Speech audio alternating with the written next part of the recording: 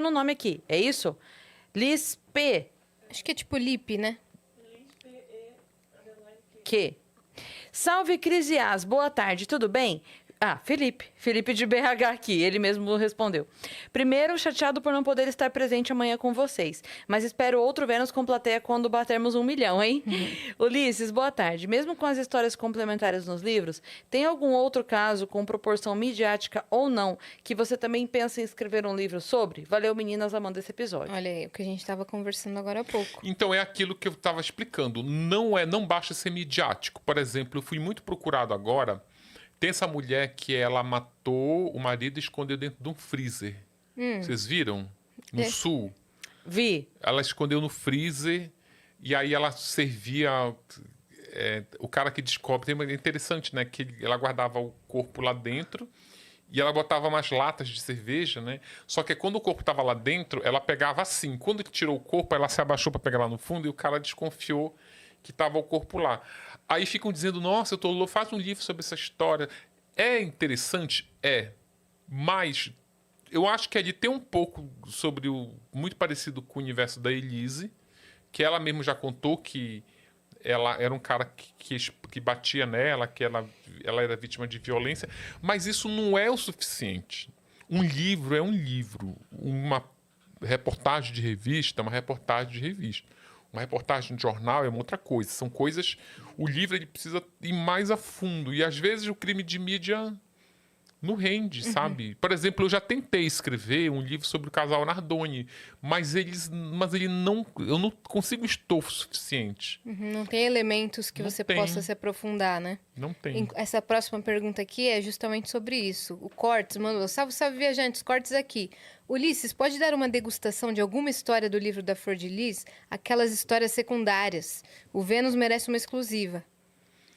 Olha, tem uma coisa que eu gostei muito de colocar no livro, que quando eu estava no meio da pesquisa, não, estava escrevendo o livro já lá na metade, eu comecei a ficar muito incomodado pelo fato dos líderes religiosos criminosos retratados no livro serem de religiões evangélicas e de religiões de matrizes africanas, o que já são religiões que já são discriminadas aqui no Brasil. Aí eu comecei a ficar muito incomodado com isso. Eu falei, quer saber? Eu vou abrir aqui um parêntese para colocar histórias paralelas de padres, para mostrar que também que a Igreja Católica, que é a maior igreja que tem aqui no Brasil, que também tem esse tipo de criminosos, que são líderes religiosos que também cometem crimes em nome de Deus.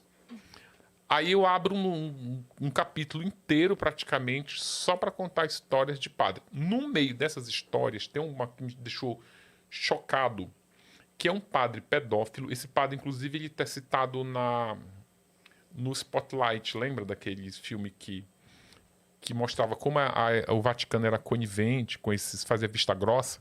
É o único padre brasileiro citado na lista do Spotlight. E eu estava na revista Veja nessa época e uma delegada de Goiás me ligou dizendo que ia buscar um padre. Eu tinha publicado na revista uma história de um padre pedófilo que tinha abusado de uma criança, de um adolescente. Aí essa delegada leu a matéria e falou, Ulisses, eu estou indo prender um padre lá de Goiânia, estou indo prender um padre lá no sul, lá em Santa Catarina. Eu falei, sério? Aí ela foi, prendeu o padre. Aí eu coloquei uma matéria no site da revista, esse padre pedófilo, não sei o quê. Aí no outro dia ela me liga e diz assim, o delegado que estava prendendo o padre, estava conduzindo o padre lá já do interior para Goiânia, ele disse assim, Ulisses, o padre está preso. Aí eu falei para ele assim, olha, isso tudo pelo telefone, mas para eu dar essa matéria, para essa matéria ter mais impacto no site, eu preciso de uma foto do padre. Então eu vou parar o carro aqui e vou tirar uma foto do padre.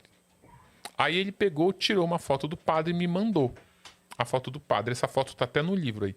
Aí ele falou assim, lá no caderno de foto atrás. Atrás, né? Aí ele falou pra mim, aí o padre tava algemado, mas ele tava com uma bolsa cobrindo a algema.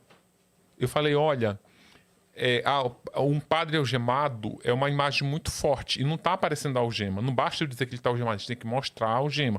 Então, peraí, aí ele tira a bolsa e faz a foto do padre algemado. E essa foto é publicada no site da revista e repercutiu muito, muito, muito. Só que aí o que aconteceu? O padre viu a foto e já estava ali repercutindo em toda a comunidade católica, não sei o quê. Esse aqui, né? É esse aí, ó. Quer ver? Quero ver. Esse aqui. Aí, quando ele viu essa foto, ele simplesmente vai preso. Não dá para dizer que foi a questão da foto, mas ele ficou muito abalado pela foto. Ele acabou se matando na cadeia. Eu te confesso que eu fiquei até com um pouco de culpa, assim, mas depois a própria delegada disse, Ulisses, a pessoa que... Ele já era procurado pela polícia, uma pessoa que transa com criança. Aí, essa história ficou marcada na minha cabeça. Quando eu fui fazer o livro da Flor de Lis, eu fui me aprofundar na história desse padre. Eu me achei na obrigação de entender por que esse padre se matou. Tu sabe, fui atrás das vítimas, familiares, não sei o quê. Cara, esse padre, ele tinha o seguinte modus operandi. Ele ia para comunidades bem distantes. Pensa naquele interior de Minas, aquela cidadezinha, para a zona rural daquele município. E lá ele montava uma capelinha e montava uma escolinha para ensinar o filho dos agricultores a ler. Que ele ainda dizia para os agricultores, se vocês são analfabetos, vocês não podem deixar seus filhos serem analfabetos. Vamos alfabetizar suas criancinhas para eles não terem mais oportunidades que vocês.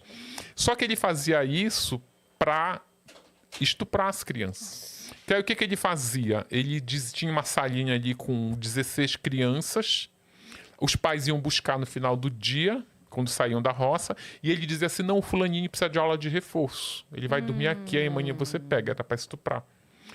Aí, quando ele era descoberto, ele mudava de... cidade. Às vezes até iam denunciar ele na arquidiocese, na entidade que administrava essas comunidades, ele já era transferido, porque a igreja preferia, não queria o escândalo, né? Então vai agora para um lugar mais distante. E lá ele repetia essa história da escolinha. Eu lembro que tem uma história lá que ele dava banho, na hora do recreio ele levava as criancinhas para dar banho e escolhia sempre uma, olha, esse aqui vai precisar de aula de reforço. Os pais deixavam por ingenuidade. O que tem de mais chocante nessa história? Que isso ainda é pouco perto do que esse padre fazia.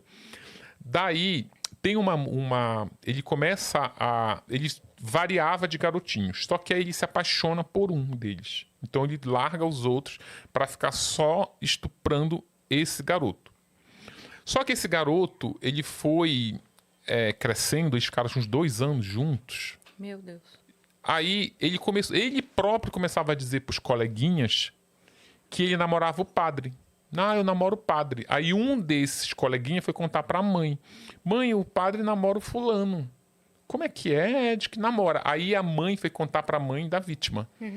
Olha, no primeiro ela foi contar... Ela não quis contar para a mãe, ela foi contar para a direção da Igreja Católica lá, para a arquidiocese. A arquidiocese transferiu ele. Aí a menina ficou triste porque o padre foi transferido. Aí teve uma quermesse lá na nova igreja onde esse padre estava. A mãe da vítima e a vítima foram encontrar o padre lá. Porque o menino estava triste que não viu o padre. Até então a gente não sabia, estava lá. Aí a mulher que denunciou, foi lá, viu o padre, a mãe e a vítima, que tinha 14 anos, sentado na mesma mesa. Ela que tinha denunciado o padre, ela chamou a mãe do garoto e falou, vem cá, deixa eu te falar uma coisa. Eu não sei nem com que palavras eu vou te dizer isso, mas eu vou direto ao ponto. Esse padre veio parar aqui porque ele estava transando com teu filho. Aí ela, jura, tu tem prova disso? Ela falou assim, vai perguntar para ele, porque ele estava contando para os coleguinhas. Aí ela disse assim, olha, você está mentindo, não sei o quê, pecadora. Aí essa mulher fala, olha, eu vou na polícia. Eu vou denunciar agora ele. Eu não fui, porque, enfim, era um padre, eu vou agora na polícia. Aí ela segura a mulher pelo braço e fala para ela assim, deixa eu te contar uma coisa. O meu filho foi durante a infância toda abusada pelo pai, por um tio e por um padrasto. Toda. Agora que ele está sendo abusado por um padre, que é um ser religioso, um enviado de Deus, tu acha que eu vou impedir isso? A mulher